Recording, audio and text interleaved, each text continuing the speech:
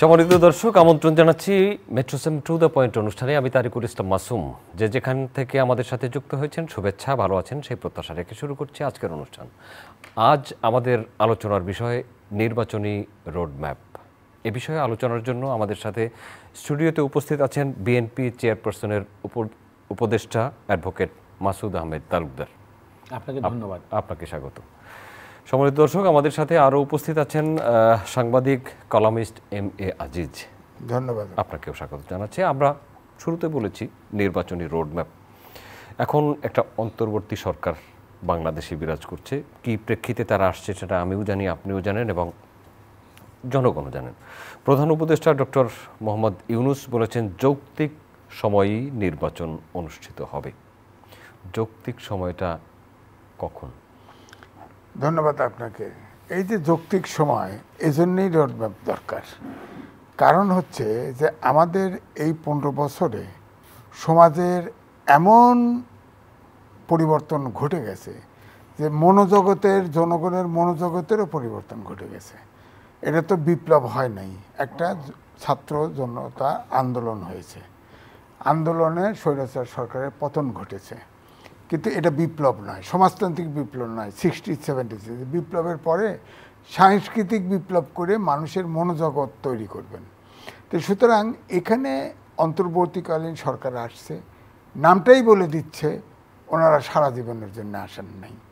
তো এখন দাবি আছে জনগণের এবং সকল সুশীল সমাজ বলেন, রাজনৈতিক দল বলেন এবং যে অন্তর্বর্তীকালীন সরকার আছে তাদেরও, যে আমাদের রাষ্ট্রীয় প্রতিষ্ঠানগুলো কিন্তু অকার্যকর হয়ে গেছে। সেই সাথে সমাজের মানুষগুলোরও মনোজগতের পরিবর্তন ঘটে গেছে, কিন্তু সব তো সংস্কার করা সম্ভব না। তাই ইমিডিয়েটলি একটা নিরপেক্ষ নির্বাচনের ক্ষেত্র তৈরি করতে কোন কোন সংস্কার আগে হওয়া উচিত সেই জিনিসগুলোই রাজনীতিবিদদের সাথে আলোচনা হচ্ছে। আগে বিএনপির সাথে হয়ে গেছে, আজকেও অনেকগুলো দলের সাথে হয়েছে, 5 ঘন্টা আলোচনা হয়েছে। সেখানে তারা প্রস্তাব উপস্থাপন করেছে, চলছে। হ্যাঁ, উপস্থাপন করেছে।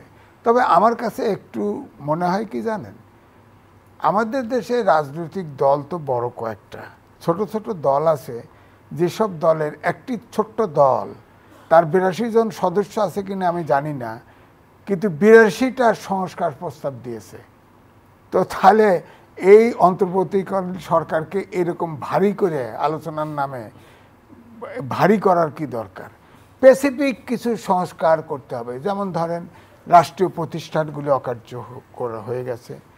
তারপরে ধরেন এখন তার সংসদ সংস্কার, নির্বাচনী ব্যবস্থা, নির্বাচন যেটা আমরা ওয়েস্টমিনস্টার সিস্টেমে নির্বাচন করছি, করে দেখা গেছে বাক্স হাইজ্যাক কয়, আমলারা ভোট দিয়ে যায়, পুলিশ সিল মারে, ইত্যাদি ইত্যাদি। এখন আরেকটা ওপিনিয়ন আসছে যে আপনার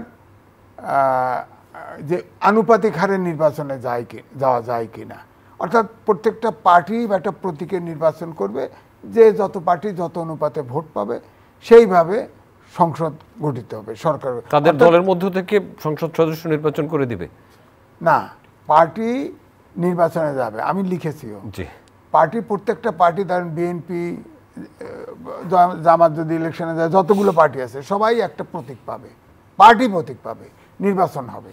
নির্বাচন হলে যে দল যত টোটাল ভোটকে 100% ধরে যত পার্সেন্ট ভোট পায় পার্লামেন্টে অত পার্সেন্ট সিট পাবে। তাহলে হবে কি, কোয়ালিশন নেচারের গভর্নমেন্ট। সেই সিটগুলো ডিস্ট্রিবিউট করবে কে? সেই ডিস্ট্রিবিউট ইলেকশন কমিশন করে দিবে, ভোট হয়ে যাচ্ছে। হ্যাঁ, নির্বাচনই হয়ে যাচ্ছে। হ্যাঁ। 2 হলো আমাদের, এই যে মাসুদ ভাই ভালো জানে যে মৌলিক অধিকারের পরিপন্থী কোনো আইন হলে তা আপনি বাতিল হবে। 1974 সালের যে স্পেশাল পাওয়ার অ্যাক্ট, এটা মৌলিক অধিকারের পরিপন্থী। আমাদের সাইবার সিকিউরিটি অ্যাক্ট, এটা মৌলিক অধিকারের পরিপন্থী। তারপর আন্তর্জাতিক অপরাধ, সাইবার সিকিউরিটি এক মৌলিক অধিকারের পরিপন্থী, এটা বাতিল করার জন্য আজও সাংবাদিকরা মানববন্ধন করেছেন। কিন্তু যেই সরকার এখন এসেছে সেই সরকারও একই কথা বলেছিল, কিন্তু তারা ক্ষমতায় আসার পরেও 2টি মামলা কিন্তু সাইবার সিকিউরিটি অ্যাক্টে করেছে না। এই জায়গায় আমার বক্তব্য হচ্ছে যে এই যে কোনো সরকার এটা মানছে না। ধরেন এই যে আওয়ামী লীগ সরকার ক্ষমতায় থাকার সময় যেভাবে মামলাগুলি হয়েছে এখনো অনেকটা আইডেন্টিক্যাল ভাবেই কিন্তু মামলাগুলি হচ্ছে। হ্যাঁ, সুতরাং এজন্য তো ছাত্ররা জীবন দেয় নাই, ছাত্রদেরকে যে রাজনৈতিক দলগুলো সাপোর্ট দিয়েছে, বিরোধী দলগুলো তাদেরও অনেক নেতাকর্মী, বিশেষ করে কর্মীরা মারা গেছে। তো তারা তো একটা মানবিক বাংলাদেশ চেয়েছে, তারা আইনের শাসন চাইছে, সুশাসন চেয়েছে। হ্যাঁ, তো এখন তো এই ক্ষেত্রটা এখনো তৈরি হয় নাই। এই জন্যই বলা হচ্ছে যে একটা অনির্বাচিত অল্প কয়েকজন মানুষ, ধরেন এখন যে ক্যাবিনেটে আছে, অ্যাডভাইজারি কমিটিতে আছে, সরকার চালাচ্ছেন ওই কয়েকজন লোক, কিন্তু তার একটা সরকারের ব্যবস্থা হলো প্রতিটা সরকারি চাকরিজীবী সহ রাষ্ট্রীয় প্রতিষ্ঠান, ধরেন সংসদ, আইন বিভাগ, প্রশাসন সব মিলে তো সরকার। তো এই অন্য অর্গানগুলো তো অকার্যকর ওইভাবে হয় নাই প্রত্যাশা, অর্থাৎ মানবিক বাংলাদেশ। আপনার কাছে মাসুদ আহমেদ তালুকদার নির্বাচনী বিষয়ে অনেক কথা বললেন এম এ আজিজ, এবং প্রধান উপদেষ্টার সেই বক্তব্য ধরেই বলতে হয় যৌক্তিক সময়ে নির্বাচন হবে এবং রাজনৈতিক দলগুলোর সাথে আলোচনা হচ্ছে। এখানে আওয়ামী লীগ এবং 14 দলীয় জোটের কাউকে আমন্ত্রণ জানানো হয়নি। জি, আপনাকে ধন্যবাদ জনাব এম এ আজিজকে, এবং আমাদের বক্তব্য আপনারা যারা শুনছেন। দেখুন, বাইতুল মুকাররমের মসজিদে ইমাম সাহেবও যখন এই সরকারের পতনের পর পলাইয়ে গেছে, তাহলে 14 দলীয় রাজনীতি করার লোকদের অবস্থাটা কি, এটা তো আর আমার মুখ দিয়ে বলা লাগে না। বাইতুল মুকাররমের ইমাম যেখানে পলাতক, সেখানে রাজনৈতিক নেতা যারা গত সরকার 14 বছর অর্থাৎ 17 বছর বা 16 বছর যারা রাষ্ট্রীয় ক্ষমতা জবরদখল করেছিলেন, তাদের দুর্নীতি অপকর্মের পরিমাপটা কী পরিমাণ ছিল সে তো আমাদের সকলের জানা। মানুষ পলাতক হয় কেন? পলাতক হয় এই কারণে যে সে যে অপকর্ম বা কর্ম করেছে ওইটা যখন তার জন্য ভীতিকর হয় তখনই সে পলাতক হয়। তো আপনি 14 দলের লোকদেরকে যে কথাটা আপনি বললেন, তাদেরকে তো পাওয়াই যাচ্ছে না কাউকে। যাদেরকে পাওয়া যাচ্ছে তারা অপকর্মের জন্য আসামি হয়ে হাজতে যাচ্ছে। অতএব আপনি কাকে ডাকবেন? কোথা থেকে আসবে? 14 দলের লোকদেরকে ডাকবে, তাদেরকে পাবেন কোথায়? তাদের অফিস বন্ধ, অফিস যা ছিল লুটপাট হয়ে গেছে। মানুষের প্রতিহিংসা এমন ছিল যে তাদের সেই সব কারণে তাদেরকে, এবং এটা হলো এই সরকার যারা আজকে রাষ্ট্রীয় ক্ষমতায়, যে অন্তর্বর্তীকালীন সরকার, এটা তাদের উদ্যোগ। ছোট্ট জিজ্ঞেস করবে, লুটপাটের সাথে জড়িত ছিল কারা? দেখুন, লুটপাট সবসময় সন্ত্রাসী কাজ, এটা ওই গত সরকারের একটা কৌশল ছিল নিজেদের সন্ত্রাসীর দ্বারা অথবা অন্য সন্ত্রাসীর দ্বারা অপকর্ম করাবার পরই বিরোধী রাজনীতির উপরে বেলেন দিতেন। অগ্নিসন্ত্রাস বলেন বা এইটা বলেন, এগুলো ওনারা করেছে।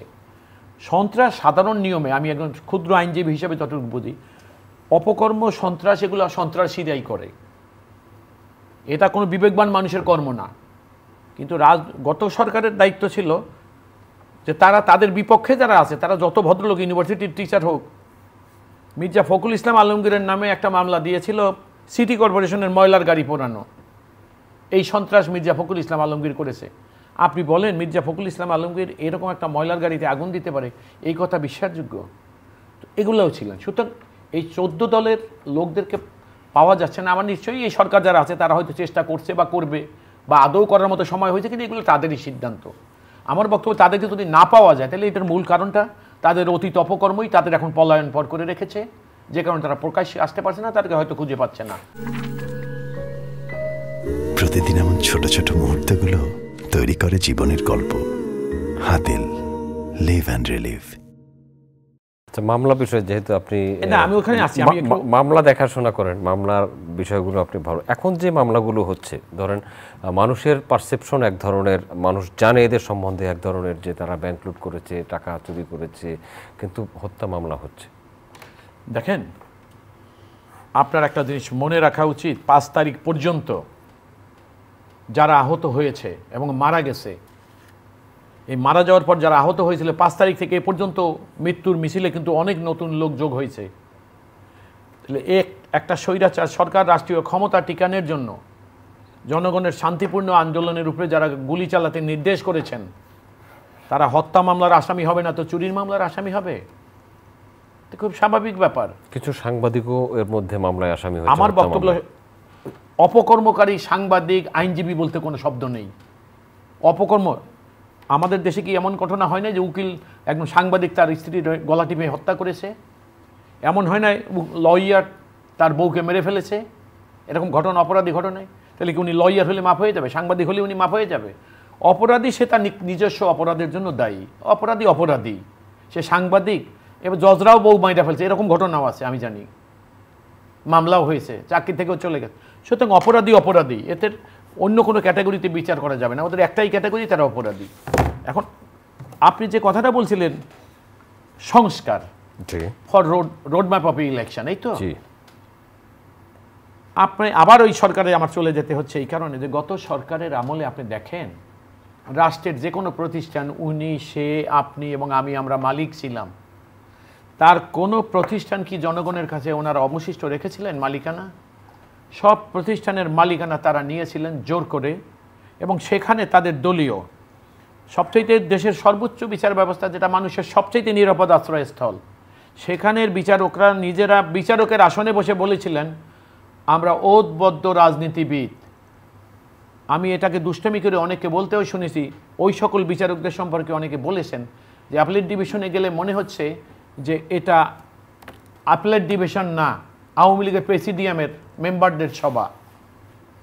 তো এই যখন ছিল পরিণতি বিচার ব্যবস্থার, এখন এটা সংস্কার লাগবে। বিচার ব্যবস্থা মানুষের কাছে ফেরত আনতে, যে জঞ্জাল বিচার ব্যবস্থার জন্য তৈরি করে দিয়ে গেছে, এদেরকে ফেরত আনতে হলে, জনগণের প্রত্যাশা অনুসারে বিচার ব্যবস্থা হতে হলে, এখানে বিচার ব্যবস্থা যদিও সাংবিধানিকভাবে এখন স্বাধীন, কিন্তু এটাকে জনগণের পর্যায়ে নিয়ে, প্রত্যাশিত পর্যায়ে নিয়ে আসতে এখানে যে জঞ্জাল তারা রেখে গেছে সেগুলোকে সংস্কার করতে হবে। আপনি নির্বাচনের কথা বলেন, নির্বাচন তো নির্বাচনে চলে গেছে, নির্বাচন হয় না। গ্রহণযোগ্য নির্বাচন করতে হলে, অর্থাৎ reform for a fair and acceptable democratic election, এটা যদি করতে হয় আপনাকে, you are to need to reform the institution, I mean election commission and its laws. এই দুইটা করতে গেলে আপনি দেখেন, এরপরে আপনি আসেন ব্যুরোক্রেসি। ব্যুরোক্রেসিকে মনে হইতে দলীয় রাজনৈতিক দলের অফিস, একটা রাজনৈতিক দলের অফিস মনে হইতো ব্যুরোক্রেসিকে। তারা এখন ঘাপটি মেরে আসে, এখন অফিসে আসে, অফিসে যায়, ভদ্রলোকের মতো আসা যাওয়া করতে আসে, কিন্তু তাদের অতীতের কর্ম বিশ্লেষণ করলে আজকে যতটা ভদ্রলোক, অতটা ভদ্রলোক তাদেরকে মনে হবে না আপনার। এগুলো সব মানুষ জানে এবং তারা নিজেরাও জানে, এদের রিফর্ম লাগবে। পুলিশ, যেটা জনগণের প্রতিষ্ঠান ছিল স্বাধীনতা থেকে শুরু করে, এদেশের মানুষের জন্য এবং মানুষের নিরাপত্তার জন্য পুলিশের ভূমিকা অনস্বীকার্য। 4-5টা 10টা লোক উচ্চ পর্যায়ে বসে একটা বলয় তৈরি করে রাষ্ট্রীয় ক্ষমতায় একটা অনির্বাচিত সরকারকে বছরের পর বছর রেখেছে, তাদেরকে ব্যবহার করে তারা দুর্নীতি করেছে, এবং তাদের দুর্নীতি শক্তি নিয়ে এই সকল পুলিশ, আপনি দেখেন না, বেনজির বলেন, অমুক বলেন, মামুন বলেন, অথবা আজিজ বলেন, এই সকল শক্তিরা, আমি ওখানে যাব, আমি ওখানে যাব, আমার কথাটা আজিজ আহমেদ, হ্যাঁ, আজিজ বলেন, এরা সবাই নিজের প্রতিষ্ঠানকে প্রতিনিধিত্ব করে তারা ভিন্ন কর্ম করেছেন, যেটা জনগণের প্রত্যাশার বাইরে ছিল। এটা রিফর্ম লাগবে।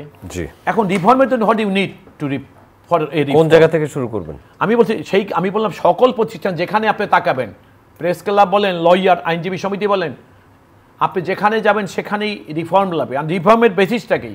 দেয়ার শুড বি এ ল কে বানাবে? হ্যাঁ, আপনি ল বানাতে পারেন একটা অর্ডিন্যান্স দিয়ে, আপাতত তাৎক্ষণিক কাজ সারার জন্য একটা আইন আপনি অর্ডিন্যান্স দিয়ে করতে পারেন, কিন্তু সেটাও সাবসিকুয়েন্টলি আইনে রূপ দেওয়ার জন্য there should be a parliament. তাহলে এটা কারা? আমরা আন্দোলন, এই যে দেখেন, এই আন্দোলনটা প্রথম ছিল কোঠা আন্দোলন এবং কেবল ছাত্রদের হাতে ছিল। সেটার সঙ্গে ছাত্রদের সঙ্গে গার্ডিয়ানরা নেমে যায়, একসময় ছাত্র জনতা মিলিতভাবে আন্দোলন করে, এবং সেই কোঠা আন্দোলনকে কেন্দ্র করে আপনি দেখেন একসময় কিন্তু স্বৈরাচার সরকার পতনের আন্দোলনে চলে যায়।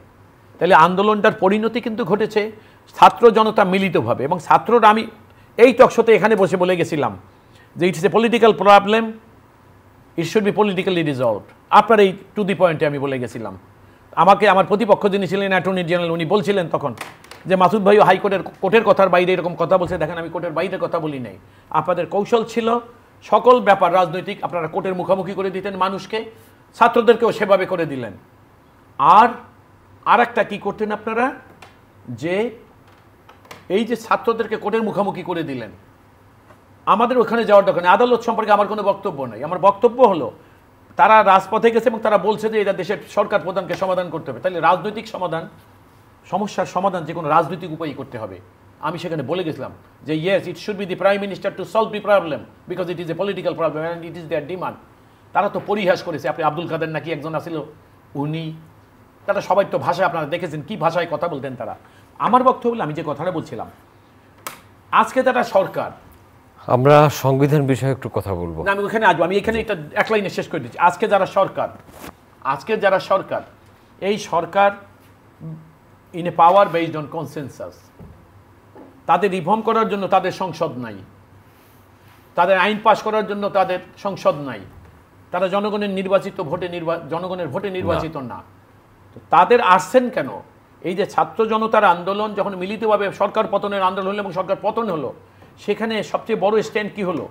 যে জনগণের যে অধিকার এতদিন পদদলিত হতো, মানুষের অধিকারকে নির্বাচনে দিয়েছিল, ভোট দিতে পারতো না, নিজেরা সরকার বানাতে পারতো না, সে তো জানি আমরা। জিনিসগুলো তখন ফেরত আসলো।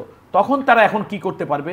এই সরকারকে ভাবতে হবে যে তাদের যে জঞ্জাল সরকার তৈরি করছে, যদি এই সরকারকে আপনি 5 বছর ক্ষমতায় রাখেন, তারপরও আমি বিশ্বাস 10% প্রবলেমও সমাধান ওনারা করে যেতে পারবেন না।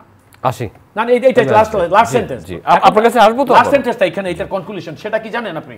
লাস্ট সেন্টেন্সটা হলো এই যে এই সরকারকে খেয়াল রাখতে হবে যে এই সকল কাজটি না করলেই একটা ফেয়ার অ্যান্ড ফ্রি ইলেকশনের পর্যায়ে না যেতে পারে, যাওয়ার জন্য ওই রিফর্মটুকুর দিকে নজর দেওয়া উচিত। এবং ওই অথবা আর কি কি রিফর্ম যেটা ইমিনিয়েন্ট এগুলা করবেন, সেগুলারই একটা রোডম্যাপ। এই রোডম্যাপটা দিলেই আমরা বুঝতে পারবো যে তাদের সময়কালটা কতদিন হবে, কি কি এবং কি কি রিফর্ম করবেন, কি কি রিফর্ম লাগবে। না দেখেন, এই যে আন্দোলন হলো, মাসুদ ভাই ভালো জানেন যে জনগণের যে এই আন্দোলনের ভিতরে জীবন দিয়ে জনগণের যে প্রত্যাশাটা তৈরি হলো, সেটা হলো একটা গণতান্ত্রিক দেশ, মানবিক দেশ, আইনের শাসন থাকবে, সুশাসন থাকবে। এইটা পার্মানেন্ট করতে মানুষের যে মনোজগৎ বিনষ্ট করা হয়েছে, সেই মনোজগৎও ঠিক করতে হবে। এটা তো একটা দীর্ঘস্থায়ী ব্যাপার। যদি আইনের শাসন, মানবিক সুশাসন থাকে, মানবিক বাংলাদেশ থাকে, গণতন্ত্র থাকে, তাহলে এটা হয়তো আগামী 15-20 বছরের ধ্বংস হয়েছে। আজ যেই সময় আমরা কথা বলছি, এই সময় সংবিধান সংশোধন বা সংবিধান পুনর্লিখন বিষয়ে আলোচনা হচ্ছে। সংবিধান কিভাবে পুনর্লিখন হবে বা কিভাবে সংশোধন হবে, মাসুদ তালুকদার বলেছেন যে সংবিধান সংশোধনের জন্য তো পার্লামেন্ট থাকতে হবে। না ঠিক আছে, সেটা কিভাবে হতে পারে? এখানে একটু বলি, মাসুদ ভাই যেটা বলছেন, ধরেন হোসেন মোহাম্মদ এরশাদের যে পতন হলো, তারপরে কিন্তু সংবিধান হুবহুব মানা হয় নাই, পরে পার্লামেন্টে এটা এন্ডোর্স করা হয়েছে। তখনকার যে ভারপ্রাপ্ত রাষ্ট্রপতি বানানো হয়েছিল, তিনি কিন্তু আবার চিফ জাস্টিস হিসেবে শাহাবুদ্দিন সাহেব ফেরত গেছেন।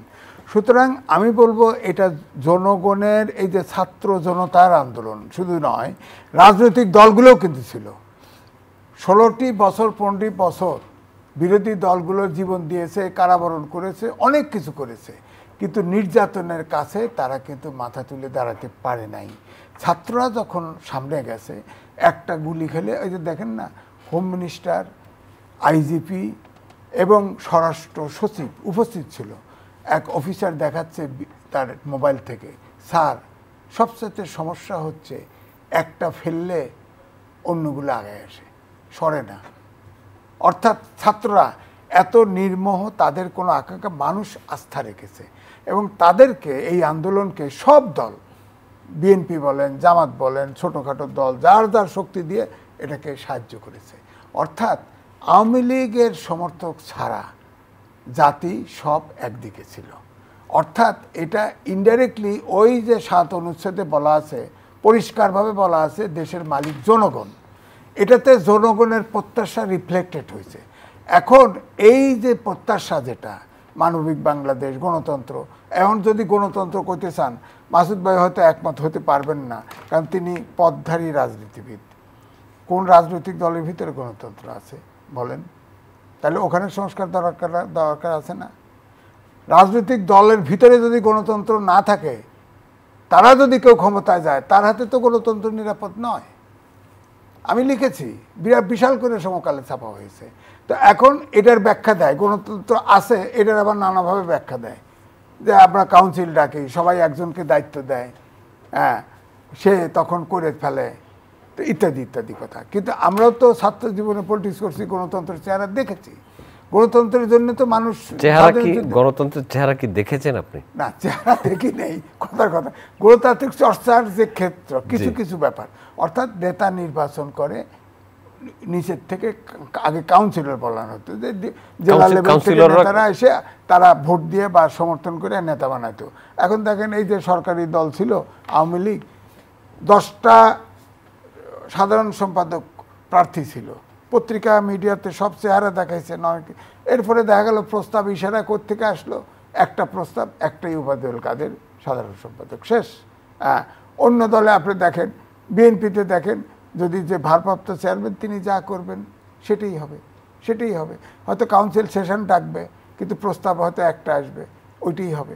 তো সুতরাং এখানেও তো রিফর্ম দরকার। এটা তো রাজনৈতিক দল নিজেরা রিফর্ম করা, যেহেতু রিফর্ম সমর্থন করতেছে, গণতান্ত্রিক ব্যবস্থা পাকাপোক্ত হতে ভবিষ্যতে যাতে মানবিক বাংলাদেশ গণতন্ত্র ছাড়া সম্ভব না, সুশাসন গণতন্ত্র ছাড়া সম্ভব না, আইনের শাসন সম্ভব না, পরিষ্কার।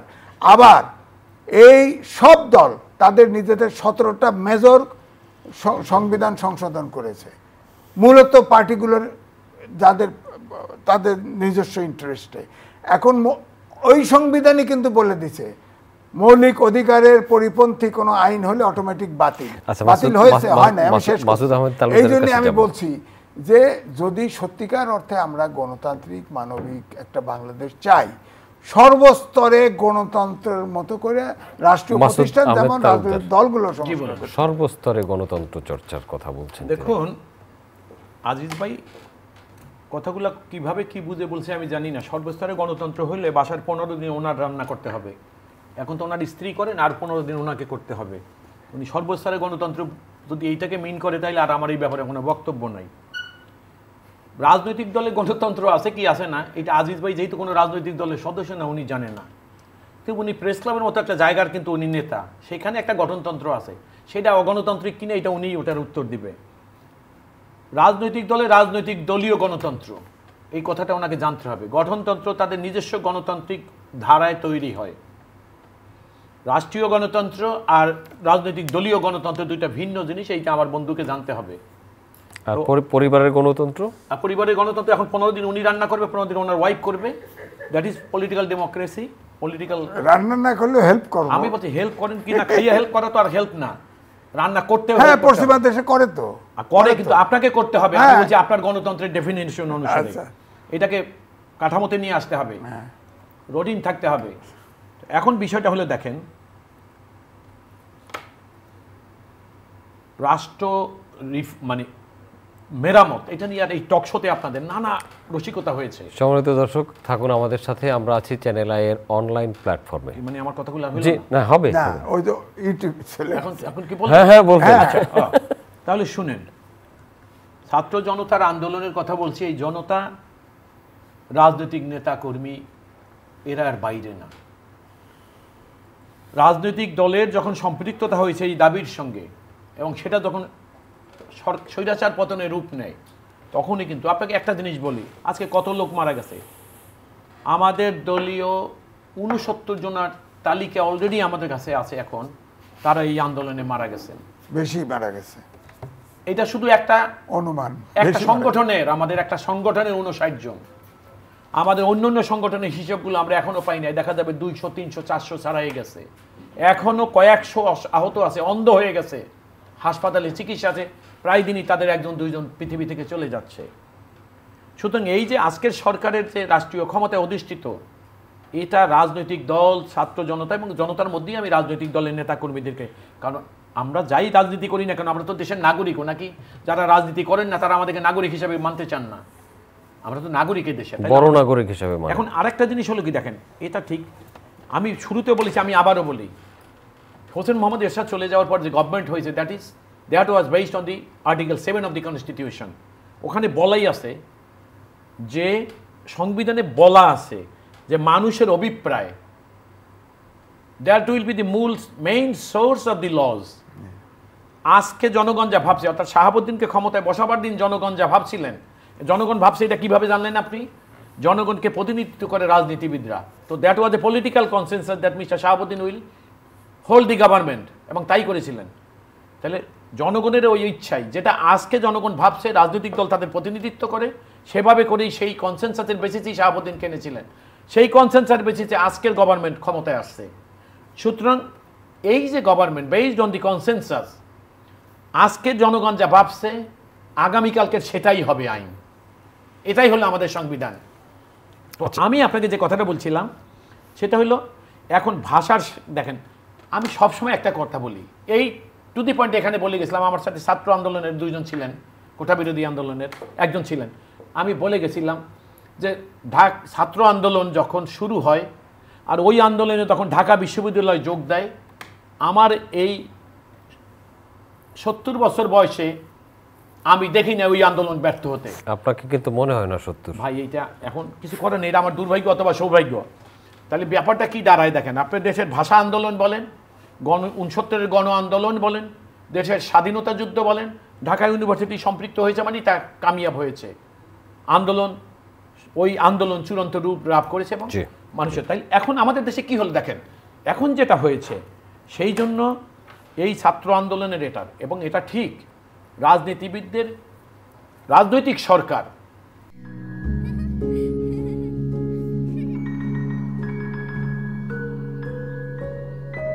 প্রতিদিন এমন ছোট ছোট মুহূর্তগুলো তৈরি করে জীবনের গল্প। Hatil, live and relive. এটা একটা সমালোচনা কম বেশি। আচ্ছা, আমি আরেকটু কংক্রিট জায়গায় যেতে চাই। হ্যাঁ বলেন। বৃহস্পতিবার বিএনপির 3 জন নেতা প্রধান উপদেষ্টার সাথে দেখা করেছেন। তারা নির্বাচনের জন্য একটা রোডম্যাপ চেয়েছেন সরকারের কাছে, এবং তারা সেখানে বলেছেন যে অন্য রাজনৈতিক দলগুলোর সাথেও আলোচনা করুন আপনারা। সেই হিসেবে আজ শনিবার আলোচনা হয়েছে কতগুলো রাজনৈতিক। সালাউদ্দিন সাহেব বলেছিলেন যে 6 মাসের মতো সময় দেওয়া যেতে পারে। বিএনপির কাছ থেকে, আপনি বিএনপি চেয়ারপারসনের উপদেষ্টা, বিএনপির দলটি এখন মূলত পরিচালিত হয় বিএনপির ভারপ্রাপ্ত চেয়ারপারসন তারেক রহমানের নির্দেশে। তার কথাই তিনি বিদেশে আছেন, কতগুলো মামলা আছে তার বিরুদ্ধে, একটা মামলা প্রত্যাহার করা হয়েছে, আরও কিছু মামলায় আছে। তার আশার উপর নির্ভর করে কি নির্বাচন? দেখুন, আমি আপনাকে একটা খুব পরিষ্কার কথা বলি, কিছু কিছু রং কনসেপশন আমরা অনেক সময় অবাধে অকারণে বলে যাই। আজকের সকল রাজনৈতিক দল এখন দেখেন কেয়ারটেকার গভর্নমেন্ট, এখন যে সরকার, এই অস্থায়ী বা স্বল্পকালীন সরকার, অন্তর্বর্তী, এই অন্তর্বর্তীকালীন সরকারের কাছে তাদের যে রিফর্মের দাবি, এটা আজকে থেকে দীর্ঘ সময় আগে জনাব তারেক রহমান রাষ্ট্র মেরামতের 31টা দফা দিয়েছিলেন। তখন অনেকে তামসা পরিহাস করেছে, এখানে এই শামসুদ্দিন মানিকদের মতো কুলাঙ্গাররা এখানে বসে নানা রকম পরিহাস করেছিল, আমরা অসহায়ের মতো বসে শুনেছি এবং দেখেছি।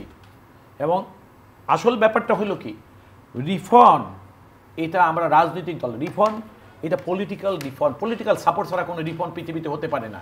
হ্যাঁ, আপনি যদি অর্থনৈতিক রিফর্ম করেন, ইভেন সেখানেও অর্থনীতি কিন্তু এখন শুধু অর্থনীতি নাই, এখন পলিটিক্যাল ইকোনমি হয়ে গেছে, আপনি জানেন। তাহলে অর্থনীতির পিছনেও এখন রাজনীতি আছে। তো আপনি যে কথাটা বললেন যে জনাব তারেক রহমান হলেন এমন একজন নেতা এই দলের, বাংলাদেশ জাতীয়তাবাদী দলের, আমি আজকে অকপটে আপনাদের সামনে বলে যাচ্ছি, তিনি কোনো সিদ্ধান্ত একা গ্রহণ করেন না রাজনৈতিক দলে। তিনি সকল যে সমস্ত বিষয় সিদ্ধান্ত গ্রহণ করতে হয়, রাজনৈতিক, সামাজিক, অর্থনৈতিক বা যে কোনো বিষয়, জনাব তারেক রহমান সর্বোচ্চ পরিষদ যেটা স্ট্যান্ডিং কমিটির সঙ্গে, দলের সংশ্লিষ্ট নেতাদের সঙ্গে কথা বলেন, সেই সকল মতামত নিয়ে স্ট্যান্ডিং কমিটির আলোচনার পরে সর্বজনগৃহীত যে সিদ্ধান্ত মেজরিটি অ্যাকসেপ্ট করে জনাব তারেক রহমান সেটাকেই এন্ডোর্স করে। এখন আমি জানি না যে ওই যে আজিজ ভাইও একটা জিনিস বলছে, তারেক রহমান যখন ততদিন আছে ততদিন উনিই হবে। এখন তারেক রহমানের বিচক্ষণতা বা এইরকম একজন রাজনীতিবিদদেরকে বা ওনাদের প্রেস ক্লাবের দিকে আপনি তাকান, প্রেস ক্লাবের একজন লোক 5 বার প্রেসিডেন্ট হয়েছে, 7 বার সেক্রেটারি হয়েছে প্রেস ক্লাবে, 3 বার ব্রেক দিয়ে 2 বার হতে পারে, মানে আপনার 2 বার হইতে পারে, পর 2 বার প্রেসিডেন্ট হইতে পারে, আবার ইলেকশন করতে পারে, 1 বছর ব্রেক দিলে পারছে তো। তাহলে দেখেন এরকম বহু লোক আসছে। কেন আসে? কারণ ওই লোকটিকে প্রয়োজন, ওই সংগঠন জানে তাকে দরকার, তার যোগ্যতা এই দলের বিকাশে প্রয়োজন, দেশ রাষ্ট্রের কল্পনায় তার চিন্তার আধুনিকতার কাছে হয়তো অনেক পশ্চাৎপদ। সুতরাং এখন একটা রাজনৈতিক দল কেন তার নেতাকে কোন পন্থায় করবে? একটা লোক রাজনীতি করে না, সে বাইরে থেকে এটা কি করে বুঝবে?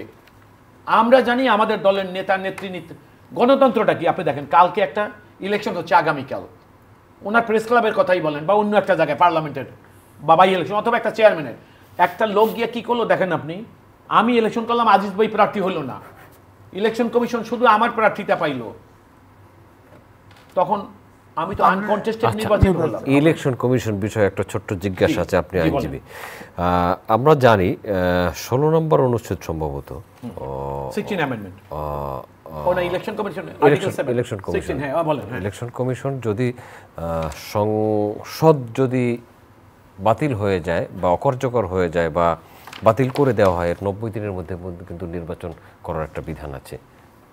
আরো বেশি দৈব দুর্বিপাক হলে আরো 90 দিন, মানে 6 মাস না, 3 আরো 90 দিন, আরো 90 দিন। এর মধ্যে যদি তারা নির্বাচন না করতে পারে, তাদের বিধান কিন্তু একটু জটিল মনে হয়, যে বড় শাস্তির ব্যবস্থা হবে তাদের জন্য।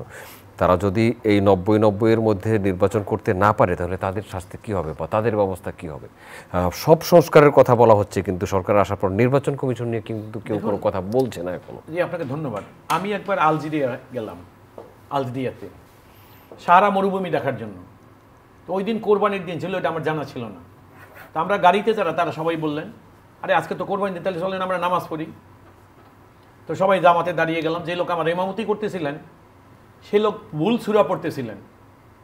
পরে পিছন থেকে যখন বারবার তাকে সাবধান করা হচ্ছে যে আপনি ভুল পড়ছেন, সে আসলে শুদ্ধ করে পড়তেই পারতেছিল না। তো তখন কি করলেন, একটা পর্যায়ে বিরক্ত হয়ে তিনি জামাত ছেড়ে চলে গেলেন। যে দেশের নির্বাচন কমিশন ইলেকশন ছাড়া এক সরকার বসায় রাষ্ট্রীয়, সর্বপ্রথম তার অযোগ্যতা, যে লোকটার যোগ্যতাই নেই কোনো ফেয়ার নির্বাচন দেওয়ার জন্য, আপনি তার উপরে নির্ভর করবেন, তারে কি বিচার করবেন? সে কিসের নির্বাচন দেবে? তার তো নির্বাচন দেওয়ার ক্ষমতাই নেই, অতীতের রেকর্ড তাই প্রমাণ করে। সুতরাং ওই ইলেকশন কমিশনের কোনো দায় দায়িত্বই নেই। ওদের দায় দায়িত্ব হলেই ওরা স্বেচ্ছায় যে কোনো সময় চলে যাবে, এটাই স্বাভাবিক। আর যেটা 90 ডেজ যেটা বলছে, 90 days and there further after 90 days, আমি আবার বলছি এই নির্বাচনটা 90 দিন অথবা পরবর্তী 90 দিন, নট দ্যাট। বিষয়টা হলো নির্বাচনের জন্য একটা নির্বাচন, এটার পূর্ব শর্ত হলো একটা নির্বাচনের পরিবেশ। সেটা যত যুক্তিসঙ্গত সময়ের মধ্যে নিশ্চিত করা যাবে না, তত সময়ের মধ্যে নির্বাচনটা করবে কে? আমাদের তো এই এতগুলা হেট্রেড, যে এর মধ্যে সবচেয়ে বেশি হেট্রেড ছিল নির্বাচন কমিশনের উপরে, যে এই নির্বাচন কমিশনে ভোট না দিলেও তাদের পছন্দ মতো লোককে নির্বাচিত ঘোষণা করে। সুতরাং ওই নির্বাচন কমিশনেরই একটা ওই যে রোড ম্যাপ ফর ইলেকশন, এখানে ফরমোস্ট এবং সর্বার আগে রিফরমেশনের দরকার হলো ইলেকশন কমিশনকে, অর্থাৎ সম্ভাব্য গ্রহণযোগ্য ইলেকশন করার জন্য আপাতত নির্বাচন কমিশনকে কিভাবে রিফর্ম করবে। আচ্ছা, ধন্যবাদ আপনাকে। অনেকগুলো কথা আপনার জন্য জমে আছে। হ্যাঁ, আপনার প্রধান নির্বাচন কমিশনার তিনি একটা লেখা লিখেছেন এবং তিনি বলেছেন, যেহেতু বলার লোক নাই এই জন্য আমি লিখে জানাচ্ছি। তিনি ওই সংবিধানের 16 অনুচ্ছেদ অনুযায়ী উনি ব্যাখ্যা দিয়েছেন যে এটা একটা সাংবিধানিক অচলাবস্থা তৈরি হবে, এটা বলছেন। কিন্তু পরিস্থিতিটা তো ডক্ট্রিন অফ নেসেসিটি, এখানে তো আমরা সংবিধানের ওখানে এখন নাই, এখন জনগণের প্রত্যাশার মধ্যে আছি। আমাদের সংস্কার হবে, নির্বাচন কমিশনও সংস্কার হবে, নির্বাচনের পদ্ধতিও সমর্থন হতে পারে। যদি রাজনৈতিক দলগুলোর সাথে যে আলোচনা করতেছে তারা যদি বলে যে না, এই ওয়েস্টমিনিস্টার সিস্টেম অচল, আমরা অন্য সিস্টেমে যাব। আমি আপনার কাছে আধা মিনিট সময় চাই। আপনি একটা সুন্দর কথা বলেছেন, সাংবিধানিক শূন্যতার কারণেই তো অন্তর্বর্তীকালীন সরকার। আপনি তো সংবিধানের ইলেকশন কমিশনের 90 বাধ্যবাধকতার মধ্যে নেই, কারণ এখন আপনি আর্টিকেল 7-এ আছেন সংবিধানের, government based on consensus not through an election.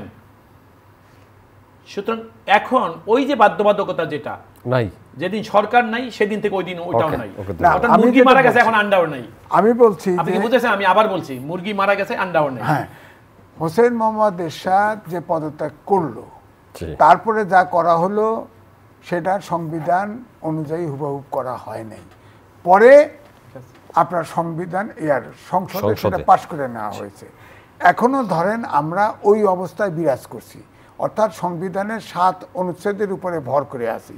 জনগণের আকাঙ্ক্ষার উপরে ভিত্তি করে আমরা সংস্কার করব, যা করব, অর্থাৎ গণতন্ত্র, মানবিক বাংলাদেশ চাই, আইনের শাসন, সুশাসন।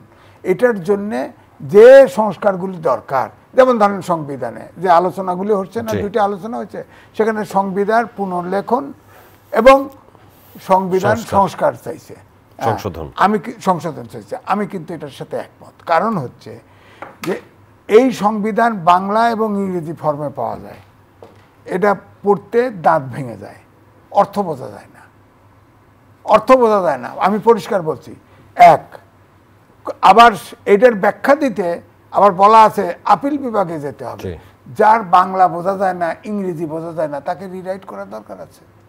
তারপরে 17টা সংবিধানের মেজর সংশোধন করার পরে সংবিধানটা অগোছালো হয়ে গেছে, এই জন্য এটাকে রিকাস্ট করা দরকার। এক, দুই হচ্ছে সংবিধানের যে সিস্টেম আমি লিখেছিও, এই সংবিধান গণতান্ত্রিক বাংলাদেশে এই সংবিধান স্বৈরাচার পয়দা করে। কারণ হচ্ছে একাধিকবার যদি এই ধরেন এই প্রধানমন্ত্রী ছিল শেখ হাসিনা, তিনি স্বৈরাচার তো এই সংবিধানই সুযোগ করে দিছে। কারণ এই সংবিধানে বলছে যে মেজর পার্টি যে ক্ষমতায় যায় তিনি পার্টির প্রেসিডেন্ট থাকে, তিনি সংসদীয় দলের প্রধান থাকে, তিনি প্রধানমন্ত্রী হয়। প্রধানমন্ত্রীর নির্দেশ ছাড়া, দুটি কাজ ছাড়া, সে দুটি কাজও ইনডাইরেক্টলি তার পরামর্শেই হয়, সব কিছু প্রধানমন্ত্রীর হাতে ন্যস্ত। তো তার তো স্বৈরাচার 15 বছর ছিল একটানা 3 টার্ম, তারপরে নির্বাচনগুলো প্রশ্নবুদ্ধ, জোর জুলুম করে করা হয়েছে। সুতরাং সে তো স্বৈরাচার এই সংবিধানের জোর 111-এর পরে যেই সরকার এসেছিল তত্ত্বাবধায়ক সরকার, সে সময় কিন্তু এই ক্ষমতার ভারসাম্যের কথা বলা হয়েছিল, রাষ্ট্রপতি এবং প্রধানমন্ত্রীর মধ্যে ক্ষমতার ভারসাম্য। আপনি কি সেই ভারসাম্যের কথা বলছেন? না, ওখানে হোসেন মোহাম্মদ এরশাদের পতনের আগে আমি তারপরের কথা বলছি, 2007-এর কথা বলছি। হ্যাঁ, 7-এর কথা বলছি, আমি বলছি এর আগেও বলছি। পতনের আগ মুহূর্তে 3টে জোটে আন্দোলন করে তো জোটবদ্ধ 3 জোটের একটা রূপরেখা করছিল, সবাই স্বাক্ষর করছে, কিন্তু কেউ মানে নাই, এটা কেউ মানে নাই। ওখানে সব বলা আছে, ওইটাই যদি অনুসরণ করে তাহলে কিন্তু আপনার সুশাসন, আইনের শাসন, মানবিক বাংলাদেশ যা হয় হয়, কিন্তু মানে নাই। পরে আপনি দেখেন সবসময় আমাদের দেশের যে রাজনীতিটা হয়েছে যে ক্ষমতা যাইতেই হবে, ক্ষমতায় থাকতেই হবে। এই যে ধরেন এই যে সাবেক প্রধানমন্ত্রী শেখ হাসিনা যেভাবে কিলিংটা করলো, আপনি চিন্তা করেন তো, একটা গণতান্ত্রিক দেশ, আমরা গর্ব করি, জীবন দিয়েছি স্বাধীনতার জন্য, আয়না ঘরের মতো আয়না যে দেশের তৈরি হয়, তার বিচার কেন হবে না? সে তো স্বৈরাচারের চেয়ে হিটলারের চেয়েও খারাপ, বলে না? আয়না ঘরে একটা 1000 লোক মেরে ফেলা দেওয়ার চাইতে একটা লোককে অন্ধকার জগতে, অন্ধকার রুমের ভিতরে যদি 8 বছর রাখেন, এই যে 4-5টা বেরোইছে, বলা হচ্ছে বিএনপিরই প্রায় 700 লোক গুম হয়েছে। হ্যাঁ, তাদের হয় হত্যা করা হয়েছে, ক্রস ফায়ার করা হয়েছে, নাহলে আয়না ঘরে ঢুকানো হয়েছে। তো এদের হদিশ দিবে না? জাতিসংঘ বলছিল যে 600 গুমের কাছে তথ্য আছে, তাদের চায়, তথ্য চায়। তারা বলে দিল কেউ বাসার থেকে রাগ করে চলে গেছে, কেউ গোলমাল করে চলে গেছে, কেউ ফিরে আসছে, কেউ হারায় গেছে। আমরা শেষ দিকে চলে আসছি। সুতরাং এই জন্য আমি বলছি যে এই যে গুম, খুন, ক্রস ফায়ার এবং আয়নাঘর, এটার তো বিচার হতেই হবে। এখন বিচার না হলে ধরেন আজকের এই যে প্রধান উপদেষ্টা, ভবিষ্যতে আবার এই একই জিনিস যেন কন্টিনিউ না করে, এই জন্যই বলছি 3 জোটের রূপরেখা তো রাখে নাই কোনো দল। সুতরাং এখন একটা ঠিক না, আমি শেষ করুন, আপনাকে দিয়ে শেষ করুন। আমার কথা হচ্ছে যে এই জন্যই সংস্কারটা এমন হতে হবে যাতে করে কোনো দল সেই সংস্কার বা আইনের বাইরে যেতে না পারে, এবং এটা অবশ্যই রাজনৈতিক দলের সাথে এই অন্তর্বর্তীকালীন সরকারের কনসেনসাস হতে হবে, এবং তাতে জনগণের উইল রিফ্লেক্টেড হবে। ওকে, থ্যাংক ইউ। মাসুদ আহমেদ তালুকদার। জি, ধন্যবাদ। আমি আজিজ ভাই 2টা কথা একটু উত্তর আমি দিব। এই জন্য আমি মনে করি এই সরকার যে রিফর্মের কথা বলেছে, এত বিগ ভলিউমের রিফর্ম এই সরকারের পক্ষে সম্ভব না। এটা এই জন্য সম্ভব না, এই সরকারের একটা বেসিস লাগবে জনগণের মধ্যে, মানে কি একটা ইলেকশন ম্যান্ডেট লাগবে, সেইটা এই সরকারের নাই, এবং এই সরকারের সেটা নেওয়ার ইচ্ছাও নাই। ওইটা ছাড়া এই সরকার একটা রিফর্মে যেতে হলে, আর আমি আবারও বলছি, যেই পরিমাণ সকল প্রতিষ্ঠানে রিফর্ম লাগবে, সেটা করতে গিয়ে এই সরকার 5-10 বছরেও সেটা, বা কোনো সরকারই 5-10 বছরে সেটা শেষ করতে পারবে না। কিন্তু এই মুহূর্তে কোনটা না করলে নয়, সেই জিনিসগুলা ইমার্জেন্সি বেসিস করা দরকার। রূপরেখা ৩ জোটের উনি বলছেন যে ওই স্বৈরাচার হোসেন এরশাদের পতনের আগে, আজিজ ভাই আমার মনে হয় কিছু কিছু জিনিস হয়তো ভুলে গেছেন। 1991 সনে বিএনপি ক্ষমতায় এসেছিল, এসে ম্যাডাম খালেদা জিয়া কী করলেন, আমাদের সংবিধানে প্রেসিডেন্সিয়াল ফর্ম ছিল বিএনপির, আমরা without even amending hour party constitution, আমরা রাষ্ট্রের সংবিধান সংশোধন করে আমরা প্রেসিডেন্সিয়াল ফর্মের জায়গায় ওয়েস্টমিনিস্টার গভর্নমেন্ট ফর্ম আমরা নিয়ে আসলাম, পার্লামেন্টারি সিস্টেম যেটা দেশে এখনও চলমান। খালেদা জিয়া কিন্তু রাষ্ট্রীয় ক্ষমতায় এসে কথা রেখেছেন, ম্যাডাম খালেদা জিয়া কথা রেখেছেন। তারপর আপনি দেখেন ক্ষমতা ছাড়তে ভয় পায়। আরে ক্ষমতা দখল করতে যখন আপনি অপকর্ম করবেন, ক্ষমতা দখল করে যখন আপনি অপকর্ম করবেন, তখন তো আপনার অপকর্মের ভয়ে আপনি নিজেই ক্ষমতা ছাড়তে চাইবেন না, টিকে থাকার জন্য তখন যত অপকর্ম আছে, যেটা এই গত সরকারগুলো গত 16 বছর যাবৎ করেছে এই সরকারটি। সুতরাং আমাদেরকে একটা জিনিস মাথায় রাখতে হবে, road map is a must. আর ওই যে বলতেছেন আপনারা 3 মাস 6 মাস 90 দিন, আপনারা বিএনপির মহাসচিব মহোদয়ের একটা কথা আপনারা লক্ষ্য করবেন। আমি জনাব তারেক রহমান সাহেবের মুখে অনেক কথা শুনেছি এই 5ই আগস্টের পরে। তিনিও বলেছেন যে এই সরকার বেসড অন কনসেনসাস, তাদেরকে নির্বাচন করে ব্যতিব্যস্ত করে ফেললে চলবে না, তাদেরকে একটা যুক্তিসঙ্গত সময়, যে কথাটা দলের মাননীয় মহাসচিব Mirza Fakhrul Islam Alamgir time and again বলে যাচ্ছেন। এখন রাজনীতিবিদদের যদি সব কথা আপনি ধরতে যান, তাহলে মুশকিল হবে কি, আপনি যে কোন কথাটা ধরা উচিত সেইটা আপনি হারিয়ে ফেলবেন। সেই জন্য মনে রাখবেন, রাজনীতিবিদদের অনেক কথা বলতে হয়, এটাই স্বাভাবিক, কিন্তু রাজনীতিবিদদের ওখানেও মেসেজ থাকে, and which should be accepted. Mirza Fakhrul Islam Alamgir যখন বলেছেন সব কথা বলার পরে যে আমরা এই সরকারকে বিব্রত করতে চাই না, যুক্তিসঙ্গত সময় দিতে চাই, তবে হ্যাঁ রোডম্যাপ মানে কি, যদি এখন বিএনপি বা বিএনপির মহাসচিব বা জনাব তারেক রহমানের কথায় রোডম্যাপের কথা বলি আমরা, বা যদি বলে এটা বিএনপি, তাহলে আপনারা এটা কেন মনে করতেছেন যে আমরা অল্প সময়ের মধ্যে এই সরকারকে তাড়াই দিতে চাই? না, সেটা তো এই কথাটা কেউ যেন, এই রং মেসেজটা দয়া করে কেউ সমাজকে দিবেন না। এটা এই জন্য দিবেন না, বিএনপির এই দাবির অর্থ হইল রোড ম্যাপ মিনস ফিক্স করবে। আপনি রোড ম্যাপের অনেক সময় দেখেন না, 10 বছর ভিশন, 15-20 বছরের ভিশন মানুষ দেয় না, রোড ম্যাপ দেয় না। সেখানে এখানেও বিএনপির রাজনৈতিক পার্টি, বিএনপি তো একটা রাজনৈতিক দল, এবং রাজনৈতিক দলের রাজনৈতিক কর্মসূচি বক্তব্য থাকতেই হবে। সেই জন্য বিএনপি যেটা বলে, এবং দলের মহাসচিব বলেন, এবং মির্জা ফখরুল ইসলাম বলেন, এবং আমাদের দলের ভারপ্রাপ্ত চেয়ারম্যান জনাব তারেক রহমান বলেন, তারা কিন্তু বলে যাচ্ছে রোডম্যাপ মিনস যে একটা টার্গেট ফিক্স করবেন, এই টার্গেটের মধ্যে এমার্জেন্সি রিফর্ম যেগুলো সেগুলো আমরা করব। Because of what? There should be an election. Why? Because we need a parliament for reform, for creation of new আইন। ধন্যবাদ মাসুদ আহমেদ তালুকদার, এম এ আজিজ, আপনাকে অসংখ্য ধন্যবাদ। সম্মানিত দর্শক, এতক্ষণ আমাদের সাথে ছিলেন, অসংখ্য ধন্যবাদ। আগামী অনুষ্ঠান দেখার আমন্ত্রণ রইল, দেখা হতে পারে আগামী অনুষ্ঠানে। ভালো থাকবেন সবাই, আপনাদের সবার জন্য অনেক অনেক শুভকামনা।